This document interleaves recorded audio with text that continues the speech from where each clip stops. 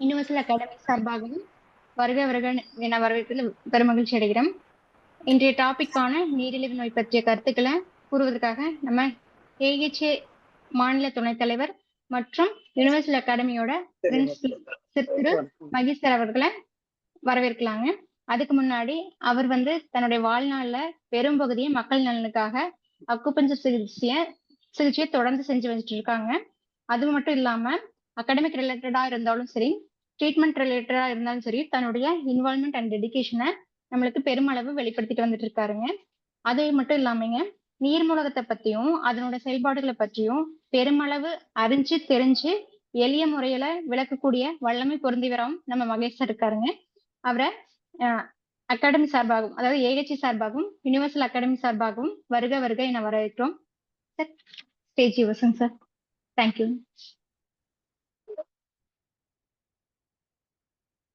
யாருமே எழுதி கொடுத்தாங்க? இதெல்லாம் எக்ஸ்ட்ரா பிட் எல்லாம் போடுறீங்க? சார் இல்லைங்க சார், இல்லைங்க.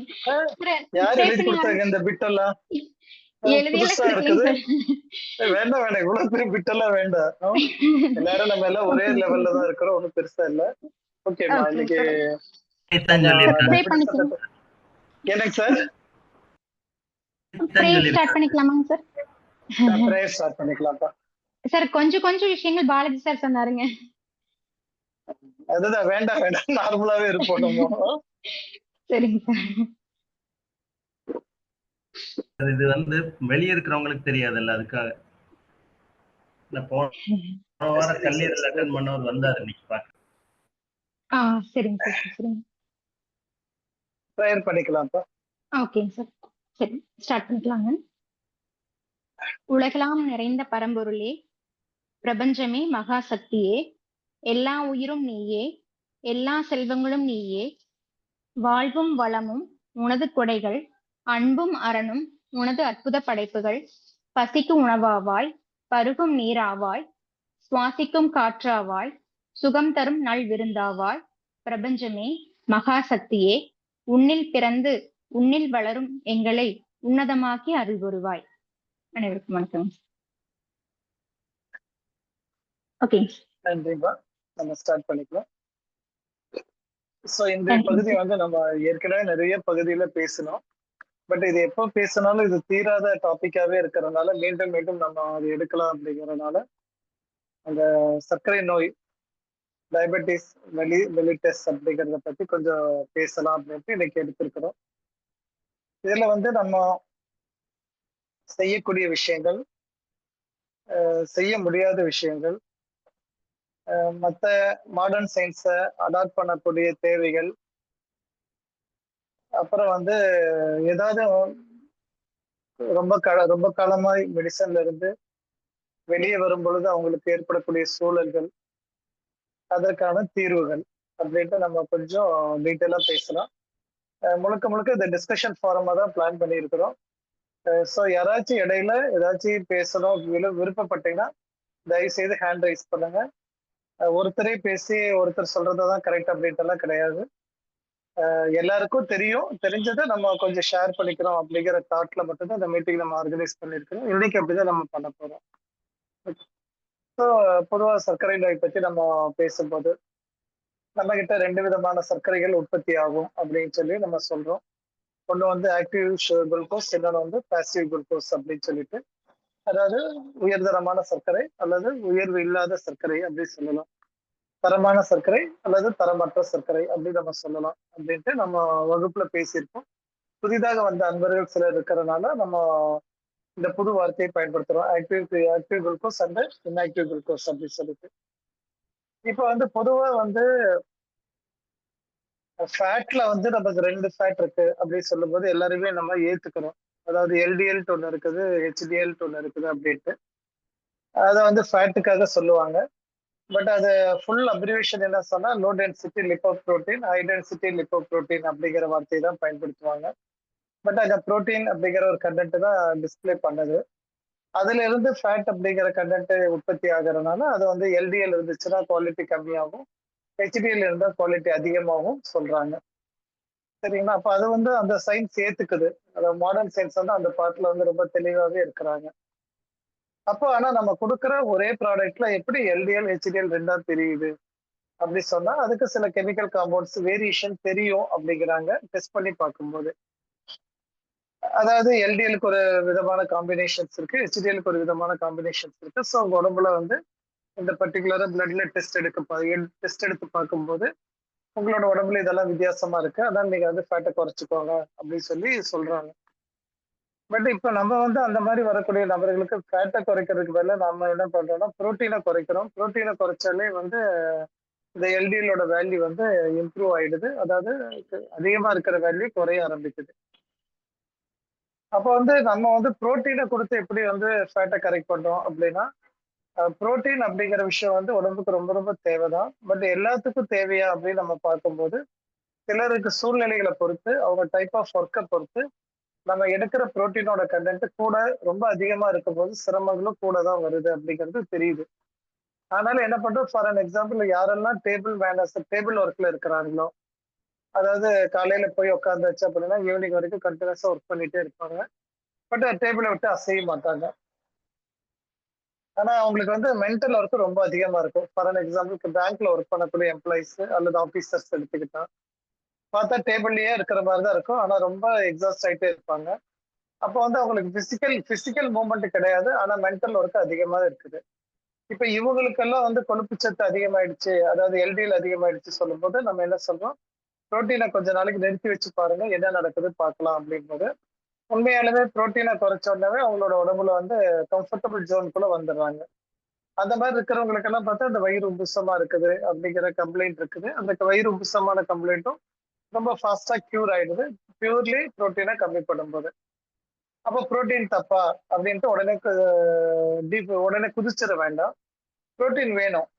யாருக்குன்னா தேவைன்னா அதே பார்ட்ல ஒரு மார்க்கெட்டிங் டிவிஷன்ல இருக்காரு ஒருத்தர். அவர் பார்த்தா காலையில வண்டி எடுத்துட்டோம்னா சுத்திக்கிட்டே இருப்பாரு. அங்க போனா 4 பேர்கிட்ட பேசணும், திருப்பி அங்க இருந்து வண்டி எடுக்கிறதுக்கு நடக்கணும், திருப்பி வெயில்ல ஓடி வரணும். அந்த மாதிரி பிசிக்கல் ஒர்க் அவருக்கு தெரிஞ்சோ தெரியாமலோ இருந்துகிட்டே இருக்குது. அதே மாதிரி நிறைய லேபர்ஸ் ஒர்க் பண்ற லேபர்ஸ் அவங்களுக்கெல்லாம் வந்து நம்ம ஆட்டோமேட்டிக்கா வந்து புரோட்டீன் ரிச் பண்ணி கொடுக்க வேண்டியிருக்கு, நிறைய சாப்பிட சொல்லி சொல்லலாம். பர்டிகுலரா குழந்தைங்க, காலேஜ் ஸ்டூடெண்ட்ஸ் இவங்களுக்கு எல்லாமே வந்து கண்டிப்பா தேவைப்படும். ஏன்னா இவங்க யாரும் ஒரு இடத்துல உட்கார மாட்டாங்க, இன்வேரியபிளா ஓடிட்டே இருப்பாங்க. அப்போ ரெண்டுலயுமே நமக்கு நன்மைகள் இருக்குது. அப்போ வந்து அந்த எல்லாமே நன்மை சொல்லிட்டு உடனே அதுக்குள்ள நிறைய பேர் நல்லதுன்றவனும் அப்படியே உள்ள குதிச்சிருவாங்க. அப்படி குதிக்க வேண்டாம். உங்க நேச்சர், உங்க பேஸ் ஒர்க் என்னன்னு பார்த்துட்டு அதுக்கேற்ற மாதிரி ஃபுட் எடுக்கிறது நல்லது. ஸோ தட் இந்த எல்டிஎல் ஹெச்டிஎல் நம்ம ஈஸியா கரெக்ட் பண்ண முடியுது அப்படிங்கிறத கண்கூட பார்த்துட்டு இருக்கிறோம். ரொம்பவும் நல்லாவும் இருக்கிறாங்க. அதுக்காக அவங்கள லைஃப் லாங்கா அந்த பருப்பைட்டங்கள் எல்லாம் கட் பண்ணிடுவீங்களா அப்படின்னா கிடையாது. ஒரு குறிப்பிட்ட காலம் வரைக்கும் மினிமம் ஒரு 2 to 3 months பார்ப்போம். அந்த 3 monthsல எப்பெல்லாம் உங்க வெயிட் இறங்க ஆரம்பிக்குதோ, வெயிட் பார்த்துக்கிட்டே தான் இருக்கிறோம். எப்ப வெயிட் இறங்க ஆரம்பிக்குதோ அப்ப வந்து டக்குன்ட்டு வந்து அவங்களுக்கு வந்து சுவிட்ச் ஓவர் பண்ணிடுவோம். சுவிட்ச் ஓவர் சொன்னா திருப்பி வந்து இப்ப புரோட்டீன் ஐட்டத்தை சேர்த்த ஆரம்பிப்போம். அதாவது புரோட்டீன் ஐட்டம்னா ஒண்ணு இது இட்லி தோசை எல்லாமே அந்த ஐட்டத்துல சேரும். அப்போ அது வரைக்கும் இட்லி தோசை இல்லாதவங்களும் இல்ல ஒரு 2 நாளைக்கு ஒரு தடவை இட்லி சாப்பிட்டுக்கோங்க அப்படி சொன்னோன்னா அந்த வெயிட் லாஸ் அப்படிங்கிறது குறைஞ்சிருது. ஓகே. அப்போ இது வந்து பொதுவா இந்த எல்டிஎல் ஹெச்டிஎல் கான்ஃபிகரேஷன்ல வேலை பண்ணும்போது இப்படி எல்லாம் நம்ம பயன்படுத்தி கம்ஃபர்டபுளா நகர்த்தி கூட்டிட்டு வர்றோம். வேற சுகர் கம்ப்ளைண்ட் வரும்போது நம்ம சொல்றோம் active glucose and passive glucose அல்லது ஆக்டிவ் குளுக்கோஸ் அல்லது இன்ஆக்டிவ் குளுக்கோஸ் அப்படி ரெண்டு விஷயத்த நம்ம பேசுறோம். எப்படி ஆக்டிவ் இன்ஆக்டிவ் நீங்க சொல்றீங்க அப்படின்னா நம்மளால ப்ரூவ் பண்ண முடியாது. பிரச்சனை என்னன்னா அந்த குளுக்கோஸோட ஸ்ட்ரக்சர்ல எந்த மாற்றமும் தெரியாது. இப்ப ஹெச்டிஎல் எல்டிஎல்ல ஸ்ட்ரக்சர்ல மாற்றம் தெரியறதுனால மாடர்ன் சயின்ஸ் ஏத்துக்குது. ஏன்னா அவங்க எதுனாலும் பார்த்தா ப்ரூவ் பண்ணாதான் ஏத்துக்க முடியும் அப்படிங்கறதுனால அந்த கான்செப்ட் படி அவங்க கேட்கறாங்க. அதுக்கு மாற்றம் அதுல இருக்குது. அதனால ரொம்ப சிம்பிளா அவங்க அக்செப்ட் பண்ணிக்கிறாங்க. வேற இங்க வரும்போது சுகருக்கு வரும்போது அந்த மாதிரி ஒரு மாற்றமான ஸ்ட்ரக்சர் இல்ல. நம்ம அது வந்து என்ன சொல்ற ஹிடனா இருக்கக்கூடிய சுகர் வந்து மோசமா இருக்குது அப்படி சொல்லும்போது அது எப்படி நீங்க ஹிடனா ஒரு விஷயத்த வச்சுட்டு அசியூம் பண்ணிட்டு பேசுவீங்க அப்படின்ட்டு அவங்க ஆர்கியூ பண்றாங்க. நமக்கு அது கரெக்டான ப்ராப்பரான வேலை அது சொல்ல தெரியல அப்படின் போது ஓகே அப்படின்ட்டு நம்மள வந்து சரண்டர் பண்ணிட்டு வந்துடுறோம். இப்ப இந்த இடத்துல வந்து எந்த இடத்துல குளுக்கோஸோட ஸ்ட்ரக்சர் மாறுது அப்படின்னா குளுக்கோஸ் அப்படின்னா அது வந்து ஒரு கெமிக்கல் காம்பவுண்டா நம்ம எடுத்துக்கிறோம். அந்த கெமிக்கல் காம்பவுண்டோட ஸ்ட்ரக்சர் அப்படின்னா ஆர்கானிக் கெமிஸ்ட்ரி படிச்சவங்க எல்லாத்துக்குமே தெரியும்.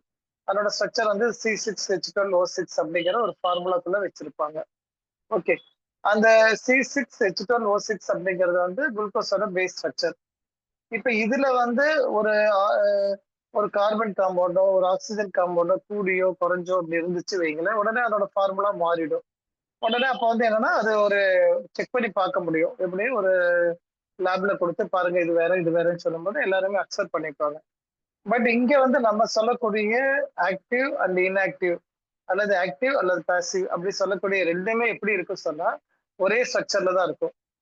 அது C6H12O6 அப்படிங்கிற ஒரே ஸ்ட்ரக்சர்ல இருக்கிறனால இதை வந்து நம்மளால டிஃபரன்ஷியேட் பண்ண முடியறது இல்லை.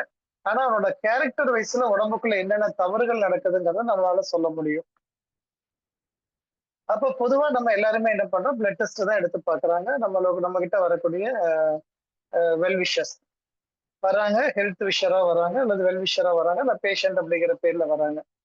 வரும்போது அவங்க பிளட் டெஸ்ட் எடுத்துட்டு வராங்க. எடுத்துட்டு வந்தாலும் சொல்றாங்க, பாருங்க சார் எனக்கு வந்து 250 வந்துருச்சு, 260 வந்துருச்சு, டயபெட்டிக்கோட சிம்டம் எல்லாம் வந்துருச்சுங்கிற மாதிரி சொல்றாங்க அப்படின்னு சொல்லுவாரு. வேற எந்த சிம்டமும் அவருக்கு இருக்காது. அதிகபட்சம் அவருக்கு வந்து அடிக்கடி பசிக்குது அப்படிங்கிற ஒரு சிம்டம் கூட இருக்கலாம். அப்ப அந்த பசி அப்படிங்கிற ஒரு விஷயத்த வச்சுட்டு நீங்க வந்து அவர் வந்து டயபெட்டிக் பேஷண்ட் ஆனா அது டயபெட்டிக் பேஷண்ட்டுக்கு அது ஒன் ஆஃப் த ரீசனா இருக்கிறதுனால உடனே மாடல் வந்து என்ன சொல்றாங்க, நம்ம டயபெட்டிக்கோட சிம்டம் இருக்குது பாருங்க, உங்களுக்கு பசி அடிக்கடி அடிக்கடி எடுக்குது, அது தவிர உங்களுக்கு வந்து இப்போ சுகர் வேல்யூ கூட இருக்கிறதுனால நீங்க டயபெட்டிஸோட மெடிசன் எடுத்துக்கோங்க அப்படின்னு சொல்லிடுறாங்க. இப்ப இந்த இடத்துல நம்ம என்ன பண்றோம், ஒரு கிராஸ் எக்ஸாமினேஷன் பண்றதுக்கு ஒரு ஆப்ஷன் இருக்கு. ஆனா ரொம்ப சூப்பரான ஒரு ஆப்ஷன் இருக்குது. இப்ப நமக்கு வந்து blood test, sugar test, urine test இதெல்லாம் வேணுமானா தேவையில்லை. ஆனா நமக்கு முன்னாடி இருக்கக்கூடிய பேஷண்ட்டுக்கு நம்ம எக்ஸ்பிளைன் பண்ணும்போது நம்ம ஒரு புரிதல்ல இருந்து பேசுறத அவங்களுக்கு எப்படி ப்ரூவ் பண்றது, அவங்களுக்கு எப்படி புரிய வைக்கிறது அப்படி பார்க்கும்போது நம்ம வந்து சரி ஓகே இந்த டெஸ்ட்ல இது இந்த மீனிங் இருக்குது, இதை கவனிச்சுக்கோங்க அப்படி சொல்லும்போது அந்த ரிப்போர்ட்டை பார்த்துட்டு அவங்களுக்கு ஒரு சந்தோஷம் வந்துருது, ஓ அப்படிங்களா அப்படின்னு போயிடுறாங்க. இல்லாட்டினா எப்ப பாரு அதை பத்தி யோசிச்சுட்டு இருக்கிறாங்க, சொன்னாங்க நடக்குமா நடக்காதா இப்படிங்கிற கேள்வி அவங்களுக்குள்ள இருந்துட்டே இருக்குது. அதுக்கு சிம்பிளான சில வழிமுறைகளை நம்ம ஃபாலோ பண்றோம், அதை இங்க நம்ம பேசலாம். ஸோ அப்போ வந்து ஒரு பேஷண்ட் வர்றாங்க, அவங்களுக்கு பிளட் டெஸ்ட் எடுத்துட்டு வர்றாங்க. பிளட் டெஸ்ட் எடுத்துட்டு வரும்போது வேல்யூ வந்து ஃபார் அன் எக்ஸாம்பிள் ஒரு 200, நார்மலா அவங்க எதிர்பார்க்கறது ஒரு 150 160 இருந்தா நல்லா இருக்கும். அதுக்கு மேல போனாலே சிம்டம் ஆரம்பிச்சிரும்பாங்க, சுகர் கூடிருச்சும்பாங்க. ஏன் சுகர் கூடிச்சுன்னா எல்லாரும் இப்படி பதட்டப்படுறாங்கன்னா அதோட கான்சிக்வன்சஸ், அதோட செயின் வந்து ரொம்ப அதிகமான டிஸ்டர்பன்ஸை கிரியேட் பண்ணுது அப்படிங்கிறது எல்லாருமே அனுபவப்பட்டுறாங்க. என்ன அனுபவப்படுறாங்கன்னா அது ஆரம்பிச்சிருச்சு அப்படின்னா அடுத்தது வந்து நம்மளோட கிட்னியோட ஃபங்க்ஷன் குறைய ஆரம்பிக்கலாம், லிவர் ஃபங்க்ஷன் குறைய ஆரம்பிக்கலாம், ஹார்ட்டோட ஃபங்க்ஷன் குறைய ஆரம்பிக்கலாம். அப்படி சொல்லும்போது ஆட்டோமேட்டிக்கா ஒரு பயமும் பதட்டமும் வந்துடுது. பட் நம்ம வகுப்புல அட்டன் பண்ண மனிதர்களுக்கு மக்களுக்கு நல்லாவே தெரியும் அது என்னென்ன வேலைகள் எல்லாம் பண்ணுது அப்படிங்கிறது. நமக்கு ரொம்ப தெளிவா நம்ம வந்து அதை பத்தி மட்டுமே ஒரு நாள் வகுப்புல அரை நேரம் நம்ம அதை பத்தி பேசி இருக்கிறோம். அதனால அவங்களுக்கு அதை பத்தி எக்ஸ்பிளைன் பண்ண தேவையில்லை. புதிதாக வந்த நபர்களுக்காக மட்டும்தான் இந்த அவுட்லைன் தரோம். சரிங்களா? அப்ப வந்து இந்த இடத்துல பிளட் சுகர் எடுத்து பார்த்தாங்க. பிளட் சுகர் எடுத்து பார்த்தா அதிகமாக இருக்குது அப்படின்னா ஓகே. ஆனா அதே சமயம் ஒரு காலத்துல தட் இஸ் ஒரு 15 வருஷத்துக்கு முன்னாடி வந்து பாத்தீங்கன்னா எல்லாருமே வந்து யூரின் சுகர் எடுத்து பார்க்கலாம் அப்படிங்கறது ஒரு பேட்டர்னா வச்சுட்டு இருந்தாங்க. அப்ப இப்ப வந்து யூரின் சுகர் யாரும் தேவையில்லை அப்படின்னு சொல்றாங்க. பட் நமக்கு அவங்க எது தேவையில்லைன்னு சொல்றாங்களோ அதுதான் நம்மளோட பெரிய கீயா ஒர்க் பண்ணுது. அதை வச்சுதான் நம்மளோட அந்த பாக்ஸை ஓபன் பண்ண முடியுது. பெரிய கீ தான், உண்மையான கீ தான் அது. அப்ப நம்ம என்ன பண்றோம், அவங்கள்ட்ட நீங்க பிளட் டெஸ்ட் எடுத்தீங்க இல்லையா, அது கூட சேர்ந்து ஒரு யூரின் டெஸ்ட்டும் சேர்த்து எடுத்துட்டு வந்துருங்க அப்படி சொல்லிடுறோம். அது வந்து அவங்களோட லேப்ல அவங்களுக்கு பிடிச்ச லேப். ஏன்னா நமக்கு ஒரு லேபுக்கு எந்த கண்டிஷனும் கிடையாது, எந்த அக்ரிமெண்ட்டும் கிடையாது. ஆனா நம்ம ஒரு லேபை சொல்ல போய் சார் அந்த லேப்லயே நீங்க எடுக்கணும்னு சொல்றீங்களா அப்படிங்கிற மாதிரி எல்லாம் வந்துடும். அதனால எந்த லேபை பத்தி நமக்கு தெரியாது. நீங்க எடுக்கிற லேப் எங்க இருக்கோ உங்க வீட்டு பக்கத்துல எங்க இருக்கோ அங்க வந்து ஒரு யூரின் சுகர் எடுத்துட்டு வந்துடும். இப்ப லேபுக்கு போய் கேட்கும் போது கூட அவங்க என்ன சொல்றாங்கன்னா, சார் யாரும் கேட்க மாட்டாங்களே அப்படிங்கறது சொல்றாங்க. நம்ம வந்து இல்ல பரவாயில்ல நீங்க எடுத்துட்டு வாங்க அப்படி சொல்லும்போது இல்ல எங்க இதுல கேட்டாங்க அதனால எடுத்து கொடுப்போம்னு சொன்னா அவங்க எடுத்து கொடுத்துட்றாங்க. இப்ப நமக்கு வந்து இது ஒரு பெரிய கீ பாயிண்ட். ஓகே. இப்ப பிளட் சுகர்ல என்னென்ன இருக்கும் அப்படின்னா, பிளட் சுகர்ல மேக்சிமம் வந்து பிளஸ் அப்படிங்கிற ஒரு இண்டிகேஷன் தான் காமிப்பாங்க. 1 plus, 2 plus, 3 plus, 4 plus. Okay. அப்ப எது கரெக்டான வேல்யூ அப்படின்னா நில், எதுவுமே இல்லை அப்படிங்கிறது ஐடியல் வேல்யூ. எதுவுமே இல்லை அப்படின்னா நில், அதாவது யூரின்ல சுகர் இல்லை அப்படின்னா ஐடியல் வேல்யூ, நல்லா இருக்காருன்னு அர்த்தம். இப்ப இதுலதான் நம்ம என்ன பண்றோம், எத்தனை பிளஸ் இருக்குன்னு பாக்குறோம். இதுல வந்து நம்ம எப்படி பயன்படுத்துவோம்னா, ஒண்ணு உடம்புக்கு கரெக்ஷன் கொடுக்கணுமா, அல்லது அந்த மனுஷனுக்கு கரெக்ஷன் கொடுக்கணுமா. லைன் அண்டர்ஸ்டாண்ட் பண்ணிக்கோங்க. உடம்புக்கு கரெக்ஷன் கொடுக்கணுமா, அந்த மனுஷனுக்கு கரெக்ஷன் கொடுக்கணுமா அப்படிங்கறது இதை வச்சு நம்ம கண்டுபிடிக்கலாம். இப்ப வந்து பிளஸ் இருக்குது, 4 பிளஸ் இருக்குது, 4 பிளஸ் தான் மேக்சிமம். ஓகே. யூரின் சுகர், அதுலயே யூரின் சுகர் எடுக்கும்போது திருப்பி கேட்பாங்க, சார் ஃபாஸ்டிங் எடுக்கிறதா போஸ்ட் பிராண்டேல் எடுக்கிறதா அப்படிம்பாங்க. அதாவது சாப்பிட்டதுக்கு அப்புறம் ஒரு 2 மணி நேரம் கழிச்சு எடுக்கிறது, இல்லைன்னா சாப்பிடறதுக்கு முன்னாடி எடுக்கிறது. இது கேட்பாங்க. நீங்க ஏதோ ஒன்று எடுத்துட்டு வாங்கன்னா அதுக்கு பேரு ரேண்டம் அப்படிங்கிற வேர்டு பயன்படுத்துவாங்க. ரேண்டம் எடுத்துட்டு வந்துக்கோங்கன்னு சொல்லிடலாம். அது எப்ப வேணாலும் எடுத்துக்கலாம்னா அதை சாப்பிட்டு முடிச்சு கொஞ்ச நேரம் கழிச்சு எடுத்துக்கலாம்னு அர்த்தம். அவங்க எப்ப டைம் இருக்குதோ அப்ப போய் அவங்க எடுத்துட்டு வந்துருவாங்க. இப்ப என்ன பண்றோம் நம்ம, அந்த டெஸ்ட் எடுத்துட்டு வராங்க. எடுத்துட்டு வரும்போது யாரெல்லாம் 4 பிளஸ்ல இருக்கிறாங்களோ, அதாவது யூரின்ல நிறைய சுகர் போயிட்டு இருக்குன்னு அர்த்தம். ஓகே. யூரின்ல அதிகமான சுகர் ஏன் போகணும்? இப்ப இது வந்து ஆரம்பத்துல என்ன சொன்னாங்க பாருங்க, உங்க சுகர் எல்லாம் யூரின்ல போயிடுச்சு, அதனாலதான் உங்களுக்கு வந்து தொந்தரவுகள் எல்லாம் கூடுது, அதனால நம்ம கண்டிப்பா அதை அரெஸ்ட் பண்ணணும்னு சொல்லிட்டு தான் மாத்திரை ஆரம்பிக்கிறாங்க. மாத்திரை ஆரம்பிச்சோன்னா பார்த்தா டெஸ்ட் எடுத்து பார்த்தா யூரின்ல சுகர் போகாது. ஆனா யூரின்ல சுகர் போகலன்னா பாத்தீங்களா இப்ப நல்லா இருக்கு பாத்தீங்களா, பசியெல்லாம் தாங்குது அப்படின்னும் போது அவருக்கும் பிசிக்கலா ஆமா ஆமா கரெக்ட் தான் சொல்லிட்டு அந்த மாத்திரை சாப்பிட ஆரம்பிச்சுக்கிறாரு. பட் இங்க வந்து நம்ம என்ன பண்றோம், இந்த 4 பிளஸ் ஒருத்தருக்கு இருக்கு அப்படின்னா டெஃபினட்டா அவரோட யூரின்ல சுகர் நிறைய இருக்குங்கிறது கன்ஃபார்ம்டு. பட் ஏன் யூரின்ல சுகர் இருக்கணும், சுகர் எங்க போகணும், ஏன் வெளியே போகுது அப்படின்னா, சுகரோட ஒரு பிரைமரி ரோல் உங்க எல்லாத்துக்குமே தெரியும். எல்லா சுகரும் நம்மளோட செல்களுக்குள்ள போகணும், பாடிக்குள்ள இல்ல. பிளட்ல சுத்திட்டு இருக்கிறதுக்கு அதுக்கு வேலையே கிடையாது. அது எல்லாமே பொறுப்பான வேலை செய்யறதுக்காக நேரம் எங்க போகணும், சுகர் வந்து செல்லுக்குள்ள போகணும். ஆனா அன்பார்ச்சுனேட்டா சுகர் செல்லுக்குள்ள போகாம பிளட்ல சுத்திக்கிட்டே இருக்கிறேன்னு சொல்லி பிடிவாதம் பண்றான். அதுக்கப்புறம் பார்த்தா யூரின்ல வேற வெளியே போயிட்டே இருக்கிறான்னு சொல்லும் போது அவரோட பாடி டயர்டாது, அடிக்கடி சாப்பிட்றாரு, ஆனாலும் சுகர் வருது, திருப்பி வெளியே போயிட்டே இருக்கு. ஒரு ரொட்டீன் ஒர்க்கு தவறா நடந்துட்டு இருக்கிற மாதிரி தோறனாலதான் இதை வந்து சிண்ட்ரோம் சொல்லிட்டு திருப்பி திருப்பி வரதா செய்யும் அப்படின்னு சொல்லிட்டு இதை அவாய்ட் பண்ண முடியாதுன்னு சொல்லிடுறாங்க. ஓகே, பரவாயில்ல. இப்ப நமக்கு என்னன்னா 4 பிளஸ் இருக்குது அப்படின்னா பிளட்ல இருந்து சுகர் வெளியே வருது. அந்த வர்ற சுகர் வந்து எல்லாமே வெளியே போயிடுது.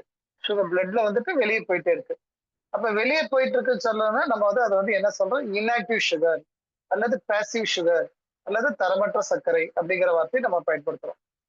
தரமா இருந்துச்சுன்னா உள்ள போயிருக்கணும், தரம் இல்லாதனால வெளியே போயிட்டு இருக்கு. அப்ப யாரு தரம் இல்லாததை உற்பத்தி பண்ணா, அடுத்த கேள்வி அதுதான். அப்ப தரம் இல்லாத உற்பத்தி பண்ணது யாரு, அந்த உடம்பா மனுஷனா அப்படின்ட்டு நீங்க காயின் பண்ணி பார்க்கும் போது இந்த மாதிரி 4 பிளஸ் வந்துச்சு சொன்னா அது முழுக்க முழுக்க அந்த மனுஷனோட பிரச்சனை. நீங்க மனுஷன் சொன்னா அவனோட ஆக்டிவிட்டிஸ்ல இருக்கிற பிரச்சனைன்னு அர்த்தம். உடம்பு எந்த தப்பும் பண்ணல, அவனோட ஆக்டிவிட்டிஸ்ல தப்பு இருக்குது அப்படின்னு சொல்லும் போது நம்ம என்ன சொல்லுவோம், எந்த ஆக்டிவிட்டில தப்பு அப்படின்னா, அந்த மனுஷன் வாய்க்குள்ள சாப்பாடு போனா வித்தின் நோ டைம்ல உள்ள போயிடுதுன்னு அர்த்தம். வாய்க்குள்ள வைக்கிறதே தெரியாது, அவ்வளவு வேகமா சாப்பிடுற மனுஷனா இருந்தாங்கன்னா கண்டிப்பா 4 பிளஸ் இருக்கும். ஓகே. அப்போ இது வந்து சின்ன வயசுல இதே வேகத்துல காலேஜ் போறாங்களே சார், அப்பெல்லாம் அள்ளி சாப்பிட்டுட்டே போறாங்களே, அப்பெல்லாம் ஒண்ணும் தெரியாதா, அதை விடவா இப்ப வேகமா சாப்பிட போறோம் அப்படின்னா, நீங்க காலேஜுக்கு போயிட்டு இருந்த போது உங்க பாடியோட ஸ்டாமினா எவ்வளவு இருந்தது நீங்க கற்பனை பண்ணிக்கோங்க. உங்களோட மைண்டோட எனர்ஜி எப்படி இருந்தது பார்த்துக்கோங்க. உங்களோட மைண்ட் எதையும் பார்த்தாலும் பாசிட்டிவா பார்த்துட்டு இருந்த மைண்ட் இருந்ததுங்கிறது உங்களுக்கு தெரியும். அது எந்த பொண்ணை பார்த்தாலும் உங்களுக்கு பிடிக்கும் சொல்லுவீங்க, எந்த பாட்டை கேட்டாலும் பிடிக்கும் சொல்லுவீங்க. எப்ப பாரு உங்க மைண்ட் ஜாலி ஜாலி ஜாலியை தான் நோக்கி இருக்கும். அந்த ஒரு பாசிட்டிவான வைப் உங்கள்கிட்ட இருக்கிறதே வந்து எங்க இருந்து வருதுன்னா ஸ்பிளீன்ல இருந்து வருது. அப்ப ஸ்பிளீன் வந்து எவ்வளவு ஹெல்த்தியா இருக்குங்கிறது நமக்கு அந்த ஆக்டிவிட்டிஸ்லயே தெரிஞ்சிருக்கு. அப்ப ஸ்பிளீன் நல்லா இருந்துச்சுன்னா டெஃபினட்டா நமக்கு வந்து டயபெட்டிக்கோட சிம்டமே வராது. ஓகே. அப்போ அந்த யங் ஏஜ்ல அந்த பர்டிகுலரா ஜாபுக்கு போன டைமா இருக்கலாம், காலேஜ் போன டைமா இருக்கலாம், உடனே இங்க சார் சின்ன வயசுலயே சுகர் வந்துருது, அதை பத்தி என்ன பண்ணலாம்னா அது அப்புறம் பாத்துக்கலாம். ஓகே, நம்ம மெஜாரிட்டி ஆஃப் த பீப்புளை பத்தி பாக்குறோம். இந்த குழந்தைகளுக்கு வந்துருது டைப் 2 டயபெட்டிஸ் எல்லாம் வந்துருது, அதுக்கெல்லாம் என்ன பண்ணலாம்னா அது இன்னொரு நாள் நம்ம அதை பத்தி டீட்டெயிலா பேசலாம். இன்னைக்கு நம்ம இதை மட்டும் யோசிப்போம். வர பேஷண்ட் எப்படி கேர் எடுக்கிறதுங்கிறத பத்தி நம்ம பேசி முடிச்சுக்கலாம். ஸோ இப்போ வந்து அந்த அந்த டயத்துல வந்து உங்களுக்கு வந்து காலேஜ் டைம் ஆகட்டும், ஜாபுக்கு போயிட்டு இருக்கிற டைம் ஆகட்டும், எந்த பெரிய பிக்கல் பிடுகள் தெரியாது. பட் மெஜாரிட்டி ஆஃப் த பீப்புளுக்கு எப்போ அந்த பிரச்சனை வருதுன்னா, ஆஃப்டர் மேரேஜ், ஆஃப்டர் குழந்தைகள்லாம் பிறந்ததுக்கு அப்புறம் ஒரு கமிட்மெண்ட்ஸ், அவங்களோட ரெஸ்பான்சிபிலிட்டி அதிகமாகுது. ரெஸ்பான்சிபிலிட்டி அதிகமாகும் போது என்ன ஆகுதுன்னா, அவங்க வந்து தன்னை செமக்க முடியாம, பொறுப்பையும் செமக்க முடியாம திணறுவாங்க. ஓகே.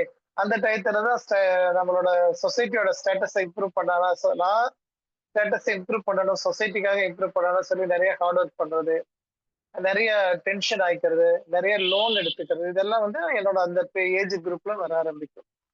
அப்ப அந்த ஏஜ் குரூப்ல வரும்போது எனக்கு வந்து இப்போ அவ்வளோ எனர்ஜி என்னோட ஸ்கிரீன்ல இருந்த அவ்வளோ சந்தோஷமான எனர்ஜி எங்க போயிடுச்சு, எல்லாம் ஸ்பெண்ட் பண்ணிட்டேன்.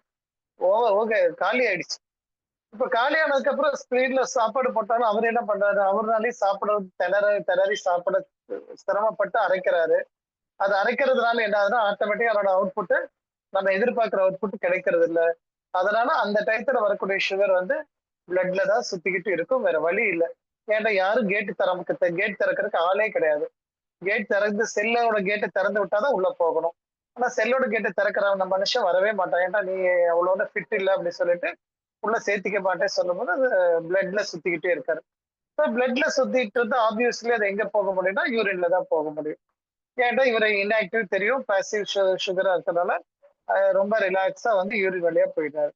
அப்போ யூரின் வழியா போகும்போது நம்ம அவங்கள்ட்ட என்ன சொல்லுவோம்னா, ஏதாவது ஒரு பாசிட்டிவ் சொல்லணும் இல்லையா பேஷண்ட்டுக்கு. அப்ப என்ன சொல்லுவோம் பாருங்க, உங்களோட கிட்னியோட ஃபங்க்ஷன் ரொம்ப நல்லா இருக்குது. ஏன்னா நல்லா இருந்தா தானே இவ்வளவு தூரம் அழகா பிரிச்சு அனுப்ப முடியும். அப்ப கிட்னியோட ஃபங்க்ஷன் ரொம்ப நல்லா இருக்குது. ஸோ இந்த உங்க பிளட்ல இருக்கக்கூடிய அன்வான்ட் சுகர் எல்லாம் வெளியே அனுப்பிட்டே இருக்காரு. பட் இப்படியே கண்டினியூஸா நீங்க பண்ணிட்டு இருக்க கூடாது. ப்ரொலாங் பண்ண அலோவ் பண்ண முடியாது. அதனால நீங்க என்ன பண்ணலாம், கொஞ்சம் டைம் எடுத்து சாப்பிட்டே ஆகணும்.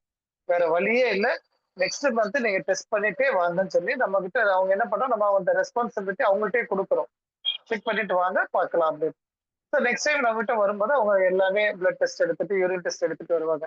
இப்போ இந்த டெஸ்ட் வந்து அவங்களுக்கா சொல்லி பார்த்தா அவங்களுக்கு தான், பேஷண்ட்டுக்காக தான் நம்ம எஜுகேட் பண்றதுக்காக எடுத்துட்டு வர சொல்றோம். இப்போ எடுத்துட்டு வரும்போது இன்கேஸ் அவர் 3+ வந்திருக்காரு அப்படின்னா ஆக்சுவலாவே அவர் ட்ரை பண்ணியிருக்காருன்னு அர்த்தம். பட் ட்ரை பண்ணாலும் அவர்னால அது எப்படி மென்னு சாப்பிடுறதுன்னு தெரியல.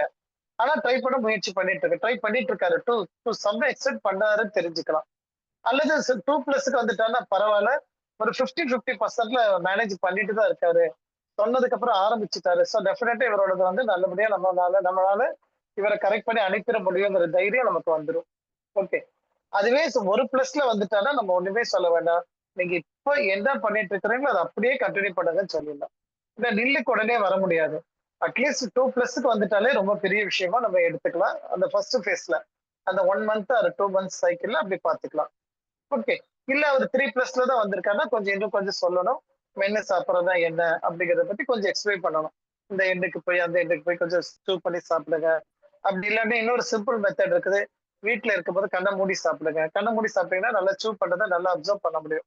கண்ணை மூடி சாப்பிடுங்க.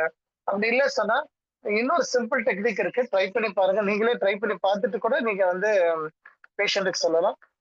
யாரெல்லாம் அந்த மாதிரி மென்று சாப்பிட பழக்கம் வர மாட்டேங்குது சொல்றாங்கன்னா அவங்களுக்கு எல்லாம் என்ன பண்ணலாம்னா, நைட்டு வந்து வெறும் சப்பாத்தி சாப்பிட சொல்லிடுவோம்.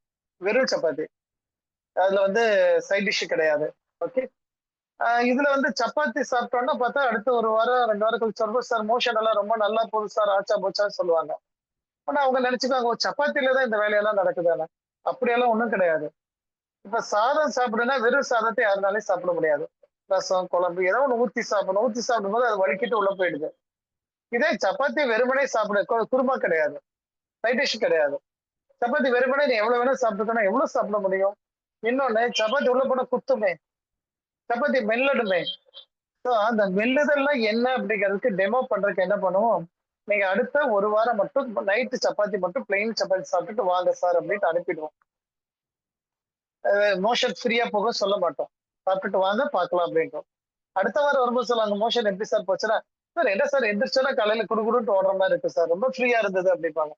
அப்போதான் சொல்லுவோம், சப்பாத்தி எப்படி மென்னு சாப்பிட்டீங்களோ அதே மாதிரிதான் உங்க சாப்பாடை மென்னு சாப்பிடணும் அப்படின்னு சொல்லிட்டா ஒரு கம்பேரிட்டிவ் ஸ்டடி கிடைச்சிருது ஒன்னா. அதுக்கப்புறம் ஓஹோ இப்படிதான் மெல்லணும் போல இருக்கு அப்படிங்கறத பழக ஆரம்பிப்பாங்க. அது எந்த ஏஜ் குரூப் இருந்தாலும் கவலை இல்லை.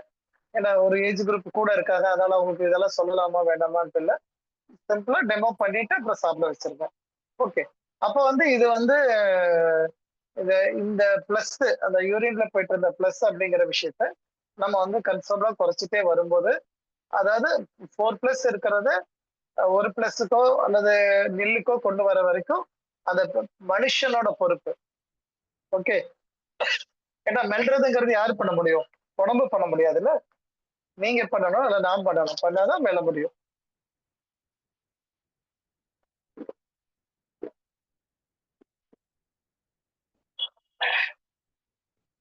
இதுக்கு கூட பேரலாவே நம்ம ஃப்ரூட்ஸை பத்தி சொல்லுவோம். ஃப்ரூட்ஸை சாப்பிடுங்க சாப்பிடுங்க சொல்லுவோம். ஃபர்ஸ்ட் கொஞ்சம் புதுசா வரவங்களுக்கு பயம் இருக்கும். அப்புறம் கொஞ்சம் இந்த மாதிரி ஆக்டிவிட்டிஸ் எல்லாம் கொஞ்சம் நல்லா தான் பெஸ்டா இருக்கிறேன்னு சொன்னா அப்புறம் தைரியமா சாப்பிட ஆரம்பிப்பாங்க. அது ஒரு ரிப்பிட்டிஷன் நடக்கும். மேபி ஒரு 2-3 months எல்லாம் ஆரம்பிச்சு அப்புறம் சாப்பிட ஆரம்பிப்பாங்க. பரவாயில்ல.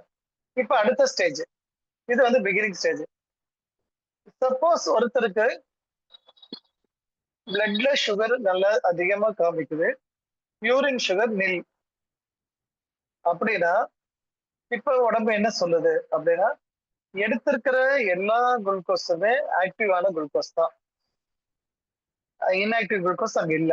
ஓகே. ஆக்டிவ் குளுக்கோஸ், ஆக்டிவ் குளுக்கோஸா இருக்கிறதுனால உடம்பு வச்சுக்கிச்சு. அதுவே இன்ஆக்டிவா இருந்ததுன்னா யூரின்ல வெளியே தள்ளி இருக்கும். ஓகே. இப்ப யூரின்ல வெளியே தள்ளல, உள்ள வச்சுக்கிச்சு. ஆனா உள்ள வச்சுட்டு ஏன் சார் அப்ப உள்ள உள்ள வச்சு செல்லுக்குள்ள போயிட்டு கிளியர் பண்ணிருக்கணும் இல்ல, ஏன் பண்ணல அப்படி சொல்லும்போது, இப்பதான் நம்ம அவங்களுக்கு இன்னும் கொஞ்சம் பார்க்க வேண்டியிருக்குது. இந்த குளுக்கோஸ் எல்லாம் உடம்பு அப்சர்வ் பண்ணணும். இப்ப இவர் ஒண்ணும் பண்ண வேண்டியது இல்லை. யாரு? அந்த பேஷண்டோட மனிதர் அப்படிங்கிற மனுஷனுக்கு நம்ம எதுவும் பண்ண வேண்டாம். வெல்றது சாப்பிடுறதுன்னா அவருக்கு ஆல்ரெடி கரெக்டா தான் போயிட்டு இருக்காரு, விட்டுறலாம். இப்ப அவருக்கு என்ன தேவைப்படுதுன்னா, அவருக்கு அதை அப்சர்வ் பண்ணக்கூடிய வேலை பண்ணணும். யாரு பண்ண முடியும்? உடம்பு தான் பண்ண முடியும். இப்ப இவருக்கு நம்ம ப்ராப்பரான ட்ரீட்மெண்ட் கொடுக்கறது ரொம்ப ரொம்ப நல்லா இருக்கும். ஓகே. இப்போ இதை நமக்கு ஏற்கனவே வகுப்புல பேசியிருப்போம், அல்லது புதுசா இருக்கிறவங்க கவனிச்சுக்கலாம். ஸோ எப்பவுமே உடம்பு ஒரு நல்ல பொருளை வேஸ்ட் பண்ணவே பண்ணாது. பெஸ்ட் அது ஏதாச்சும் மாத்தி சேர்த்து வைக்கலாமா அப்படின்னு பார்க்கும். ஸோ அப்ப இவ்வளவு நல்ல குளுக்கோஸை உடம்பு என்ன பண்ணும்னா, அதுக்கு அடுத்த ஹையர் எண்டுக்கு மாத்த பார்க்கும். அதாவது நிறைய இடத்துல கொட்டி கிடக்கிறத ஒரு இடத்துல குவிச்சு வைக்கிறது, நிறைய இடத்துல ஸ்கேட்டர்டா இருக்கிறது ஒரு இடத்துல குவிச்சு அதை இன்னும் கொஞ்சம் டியூன் பண்ணி கொஞ்சம் கான்சென்ட்ரேட் பண்ணி ஓரமா எடுத்து வைக்க முடியுமா அப்படி பார்ப்போம். எதுக்குன்னா ஃபியூச்சர்ல ஏதாவது தேவைப்படும் இல்ல, எப்ப வேணும்னா நம்ம கொடுக்கணும் இல்ல அப்படிங்கறதுக்காக அதை எதிர்பார்த்து காத்துக்கிட்டு இருக்கும். அப்ப இந்த யூரின் சுகர் நில்லு, யூரின் சுகர் நில்லுல இருக்காரு, பிளட் சுகர் ஹைல இருக்காரு அப்படி போது நம்ம கண்டிப்பா பாயிண்ட் கொடுக்க வேண்டியிருக்கும். அதுலயும் அதிகமான பாயிண்ட் எங்க நம்ம கவனிக்கிறோம் சொன்னா லிவருக்கு தான் கொடுக்க வேண்டியிருக்கும். இந்த லிவர் என்ன பண்ணும் அப்படின்னா, இவர் தான் அந்த குளுக்கோஸ் அப்படிங்கிற கண்டென்ட்டை கிளைக்கோஜன் அப்படிங்கிற ஒரு நல்ல ஹை எண்ட் குவாலிட்டியான கான்சென்ட்ரேட்டட் குளுக்கோஸ் தான் கிளைக்கோஜன் சொல்லுவாங்க. அந்த கன்வர்ஷன் ப்ராசஸ் அவர் தான் பண்ணுவார். இப்ப நம்ம லிவரை பத்தி வந்துட்டோமா? லிவர் அப்படின்னா மரமூலகம் வந்தாச்சு. மரமூலகம் வந்தாச்சு அப்படின்னா, மரமூலகம் இயங்குற டைம்ல இந்த மனுஷன் தூங்குனா மட்டும்தான் இந்த ப்ராசஸ நம்மளால சக்சஸ் பண்ண முடியும். ஓகே. இப்போ அந்த இடத்துல மரமூலகம் வேலை செய்யற நேரத்துல அவரால தூங்க முடியல அப்படின்னா, ஏதோ மாசத்துல 2 நாள் 3 நாள் தூங்க முடியலன்னா அப்படின்னா பரவாயில்ல. மாசத்துக்கு 2 நாள் 3 நாள் தான் தூங்க முடியுது, மத்த நாளால என்னால தூங்க முடியல அப்படின்னா நம்ம என்ன குட்டிக்காரணம் போட்டாலும் அங்க ரிசல்ட் பெருசா வரவே வராது. அப்போ அவர்கிட்ட சொல்லிடலாம், இங்க பாருங்க இதுதான் ப்ராசஸ், உங்களோட லிவரோட எனர்ஜி எப்ப கிடைக்குதோ அப்ப நீங்க ரெஸ்ட் கொடுத்தா மட்டும்தான் இந்த கன்வர்ஷன் நடக்க முடியும். மத்த நேரத்துல நான் ரெஸ்ட் கொடுத்துக்கிறேன். சில சொல்லுவாங்க, சார் உங்களுக்கு என்ன சார் 8 மணி நேரம் தூங்கணும், நான் எப்ப தூங்கணும், என்ன காலையில 8 மணிக்கு நான் இன்னும் ஒரு 8 மணி நேரம் தூங்கி சாயங்காலம் 4 மணி 5 மணிக்கு எழுச்சிக்கிறேனே, அப்ப என்ன சார் தப்பு அப்படின்னா, அது இங்க மேட்ச் ஆகாது. நம்மளோட சைக்கிள் பத்தி தெரியும், கிளாக் மெக்கானிசம் எல்லாத்துக்குமே தெரியும். அதுபடி பார்க்கும்போது நமக்கு அந்த இரவு நேரத்துல தூங்கினா மட்டும்தான் நமக்கு அந்த ரிசல்ட் தர முடியும். அப்போ அவருக்கு தூக்கத்துக்கு உண்டான ப்ரியாரிட்டி நிறைய கொடுக்கணும். இது நிறைய பேர் பகல்ல சாரி நைட் ஒர்க் பண்ணிட்டு இருந்தப்ப நிறைய பசங்களோ பொண்ணுங்களோ எப்படி இருக்கிறாங்கன்னா, நைட்டு போய் படுத்தா தூக்கம் வர்றதில்லை அப்படிம்பாங்க. பரவாயில்ல, சேர்ல உட்காந்துட்டே தூங்குங்க. லைட் ஆஃப் பண்ணிக்கோங்க, சேர்ல உட்காந்துட்டு தூங்குங்க, மொபைல் கையில வைக்க வேண்டாம். உட்காந்துட்டு தூங்கினாலும் தப்பு இல்லை. நமக்கு தேவை என்ன, உடம்புக்கு ஓய்வு, கண்ணுக்கு மூடி இருக்கணும். இது ரெண்டு தான் கண்டிஷன் நமக்கு. ஸோ இந்த கண்டிஷனை கொடுத்து அவர் படுத்தாலும் உட்காந்தாலும் எப்படியோ தூங்கி தூங்கி பழகி பழகி நம்ம அவரோட லிவரோட எனர்ஜியை நிறைய பூஸ்ட் பண்ணிட்டோம் அப்படின்னா டெஃபினட்டா என்ன ஆகும், இதனோட குளுக்கோஸ் பிளட்ல இருந்த சுகரோட வேல்யூ வந்து ஒரு 3 to 4 months கழிச்சு செக் பண்ணி பார்க்கும்போது சப்போஸ் ஃபார் எக்ஸாம்பிள் ஒரு 240 இருக்கு, 300 இருக்கு அப்படின்னா அப்பதான் அது குறையறத நம்மளால கவனிக்க முடியும். திருப்பி அந்த யூரின் சுகர் பாருங்க நில்லாவே இருக்கணும், ஏன்னா அப்பதான் சாப்பிட்றது கரெக்டா இருக்குன்னு தெரியும். பட் இப்போ வந்து உடம்புக்கு ட்ரீட்மெண்ட் கொடுத்துட்டு இருக்கும் போது அது கன்வர்ஷன் ப்ராசஸ் நடக்கும். நடக்க நடக்க என்னோட வேல்யூ அப்படியே கன்ஸ்டபிளா மெதுவா டிராப் ஆக ஆரம்பிக்கும். அப்படியே டிராப் ஆனாலும் இவரை 170ல தான் கொண்டு போய் நிக்க முடியும், 160ல கொண்டு போய் நிக்க வைக்க முடியுமானா அது முடியாது. சம்டைம்ஸ் 200லயே இருக்கலாம், 200லயே அவர் ஆக்டிவா இருப்பாரு. இது வந்து இந்த ப்ரெஷரோட வேல்யூ மாதிரி, பிபியோட வேல்யூ எல்லாத்துக்கும் ஒரு ஸ்டாண்டர்ட் வேல்யூ வச்சிருந்தா ஒரு சிலருக்கு பார்த்தா வேல்யூ எப்பவுமே கம்மியா இருக்கும், அது அவரோட பை பர்த்லயே இருக்கிற பிபியா இருக்கும். இன்னொரு சிலருக்கு எப்பவுமே கொஞ்சம் கூட தான் இருக்கும், பட் நார்மலா தான் இருப்பாரு, அது அவரோட பர்த்ல இருக்கிற ஆக்டிவிட்டிஸா எடுத்துக்கலாம். அதே மாதிரி இவரோட நேச்சுரல் ஆஃப் ஒர்க்கை பொறுத்து இவரோட சுகர் வேல்யூ கொஞ்சம் கூடயோ குறையோ இருக்கும். பட் அந்த கிராஃப் நீங்க போட்டுட்டு வர மாதிரி இருந்துச்சுன்னா கிராஃப் வந்து கீழே இறங்குறத நம்மளால கண்டிப்பா நோட்டீஸ் பண்ண முடியும். ஸோ அந்த கிராஃப் இறங்குற வரைக்கும் அவருக்கு வந்து கொஞ்சம் கண்டினியூஸா ட்ரீட்மெண்ட், அதாவது வீக்லி ஒன்ஸ் அப்படிங்கிறத கொடுத்துட்டு வாங்க. கிராஃப் இறங்க ஆரம்பிக்கும் போது நீங்க அதை வந்து 4 டைம், அதாவது 15 நாளைக்கு ஒரு தடவை மாத்துங்க போதும். அதுக்கப்புறம் ஒன்றும் தேவைப்படாது. அப்பப்போ கொஞ்ச நேரம் உட்காந்து பேசிட்டு எப்படி இருக்கிறாங்க என்னங்கிற டீட்டெயில் மட்டும் வாங்கிக்கோங்க. இப்படி பண்ணிட்டு வரும்போது நம்மளோட உடம்புல அந்த சுகரோட வேல்யூ தானா மாறி கிளைக்கோஜனா மாறும். அந்த கிளைக்கோஜனோட ரோல் என்ன அப்படிங்கிறது தான் ரொம்ப முக்கியமானது. அடுத்த பாட்டுக்கு வரும்போது நம்ம உடம்புல வந்து 2 பேர் இருக்கிறாங்க சொல்லிட்டோம். ஒருத்தர் சுகர் இருக்காரு, இன்னொன்னு அவரோட அண்ணன் அல்லது அது அண்ணனா வேற என்ன சொல்லலாம், அது ரொம்ப பவர் கூட்டன ஒரு மனுஷன். ஓகேங்களா? அந்த மனுஷனாதான் இந்த ஒரு 100 பேர் இந்த குளுக்கோஸ் இருக்கிறாங்கன்னா அது ஒருத்தரா மாறிடுவாரு. 100 பவரையும் ஒருத்தர் எடுத்துக்குவாருன்னா அது எப்படி இருக்குமோ பாத்துக்கோங்க. அதுக்கு எது எக்ஸாம்பிள் சொன்னா நல்லா இருக்கும்னு நினைக்கிறீங்களோ அதை வச்சுக்கோங்க. இல்லைன்னா நம்ம டிஸ்கஷன்ல யாராச்சும் நல்ல வேர்டு கொடுத்தா அதை பயன்படுத்திக்கலாம். இப்ப அந்த 100 பேர் இருக்கிற குளுக்கோஸ் வந்து ஒரு கிளைக்கோஜனா மாறிடுச்சு. ஓகே, இப்ப இந்த குளுக்கோஸ் அப்படிங்கிறது சாப்பிடும் போது நமக்கு கிடைக்கக்கூடிய ஒரு பெரிய பொருள், ஒரு பெரிய உற்பத்தி ஆகக்கூடிய ஒரு விஷயம். பட் இந்த கிளைக்கோஜனோட வேலை என்ன அப்படின்னா, அவர் வந்து சாப்பிடும்போது வரல, சாப்பிடும்போது உற்பத்தி ஆகி சுத்திட்டு இருந்து நல்லவனா சுத்திட்டு இருக்கிறான்னு சொன்னா அவனை கன்வெர்ட் பண்ணி கொண்டு போய் மாத்தி ஒருத்தனா மாத்தி வைக்கிறது இந்த லிவரோட வேலை. ஓகே, அப்ப வந்து எப்ப இந்த கிளைக்கோஜனோட ரோல் நமக்கு தேவைப்படும் அப்படின்னா பியூர்லி அட் எமர்ஜென்சி. எப்பெல்லாம் ஒரு தவிர்க்க முடியாத ஒரு வேலைகளோ, தவிர்க்க முடியாத பழுவோ, தவிர்க்க முடியாத ஒரு சூழ்நிலையிலயோ நீங்க மாற்றீங்களோ, அப்ப எல்லாமே உங்களை காப்பாற்றக்கூடிய நபர் யாருன்னா இந்த கிளைக்கோஜன் தான். குளுக்கோஸ் பண்ண முடியாது, கிளைக்கோஜன் பண்ண முடியும். ஏன்னா அவர் பயங்கர கான்சென்ட்ரேட்டட்ல ஒருத்தரா இருக்காரு. ஒருத்தர் பிரிச்சீங்கன்னா எவ்வளவோ மாறுவாரு, 100ஆ மாறிடுவாரு. 100 ஒண்ணு சேர்த்தனா, 100 குளுக்கோஸ் ஒண்ணு சேர்த்தனா யாரா மாறுவானா ஒரு கிளைக்கோஜனா மாறுவாங்க. இது சும்மா ஒரு கணக்குக்காக சொல்ற உடனே 100 குளுக்கோஸ் கிளைக்கோஜன் அப்படி ஃபார்முலா போயிடாதீங்க தயவு செய்து. ஒரு கணக்குக்காக சும்மா சொல்றோம், அப்பதான் நமக்கு அது பவர் தெரியும் அப்படிங்கறதுனால. ஓகே, இப்போ ஒரு எமர்ஜென்சி நடக்கும்போது ஏன் குளுக்கோஸ் பயன்படாது, ஏன் கிளைக்கோஜன் பயன்படணும் அப்படின்னா, சாப்பிட்டா வருவது குளுக்கோஸ், சாப்பிடாமயே உள்ள வச்சிருக்கிறது கிளைக்கோஜன். புரிஞ்சுக்கோங்க. அப்போ ஒரு எமர்ஜென்சி டயத்துல உங்களுக்கு குளுக்கோஸ் தான் ஹெல்ப் பண்ணணும்னு சொன்னா எமர்ஜென்சி நேரத்துல உங்களை என்ன பண்ணணும்னா சாப்பிட வைக்கணும். இமேஜின் பண்ணி பாருங்க, ஒருத்தர் தண்ணிக்குள்ள மூழ்கிட்டா. ஓகே, தண்ணிக்குள்ள மூழ்கிட்டா, இப்போ அது ஒரு எமர்ஜென்சி தானே. இப்போ இவனுக்கு குளுக்கோஸ் தான் ஹெல்ப் பண்ணணும்னு சொன்னா எந்த நிலைமை நடக்கும் இமேஜின் பண்ணி பாருங்க. அவனை அந்நேரத்துக்கு உள்ள உட்கார வச்சு சாப்பிட வைக்க முடியுமா? கண்டிப்பா முடியாது. ஓகே, இது வந்து இயற்கையோட படைப்பு, பிரம்மாண்டத்திலே பிரம்மாண்டம். நம்ம பாகுபலி 2 சும்மா அதை விட உடம்புக்குள்ள அவ்வளவு வேலை பண்றாங்க. அப்ப இவர் என்ன பண்றாரு, இந்த நேரத்துக்கு சாப்பிட முடியாது, அப்ப உள்ள இருக்கணும். உள்ள இருக்கிற என்ன பண்ண ஒண்ணு 100ஆ பிரிச்சு வெளியே வந்து அடிச்சு பிடிச்சு எல்லாத்தையும் உங்களை காப்பாத்தி வெளியே தூக்கிட்டு வந்துடுறாரு. ஓகே, தண்ணிக்குள்ள மூழ்கிற டைம் மட்டும் கிடையாது. தெரியாம ஒரு சின்ன ஆக்சிடென்ட் ஆயிடுச்சு சார், கையில ஒரு சின்ன எலும்பு உடைஞ்சிருச்சு அப்படின்னா கூட அது ஒரு எமர்ஜென்சியா தான் அவர் எடுத்துக்குவாரு. அப்ப அந்த டயத்துல அவரோட யாரு வெளியே ஓடி வருவாங்கன்னா கிளைக்கோஜன் ஓடி வந்துருவாரு, ஓடி வந்து காப்பாத்த பார்ப்பாரு.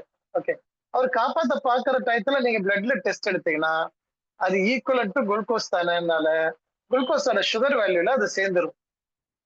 அப்ப எப்படி இருக்கும் வேல்யூ அதிகமா தெரியும். அப்போ யாரெல்லாம் ஹாஸ்பிட்டலுக்கு ரஷ் பண்ணி போறாங்களோ அந்த டயத்துல அவர் 3 நாள் சாப்பிடாமயே இருந்திருந்தாரு அப்படின்னா கூட அவரோட சுகர் வேல்யூ அதிகமா தான் காமிக்கும். இது எல்லா ஆர்த்தோ டாக்டர்களுக்கும் தெரியும். அதனால அந்த டயத்துல வர வேல்யூ அவங்க யாரும் சீரியஸா எடுத்துக்க மாட்டாங்க. திருப்பியும் அது அப்படியே கண்டினியூ ஆச்சுன்னா மட்டும் கவனிங்க அப்படி சொல்ற நிறைய ஆர்த்தோ டாக்டர்ஸ் இருக்கிறாங்க. அதனால அது அட்வைஸ் அவங்க கரெக்டா கொடுத்துருவாங்க. ஓகே.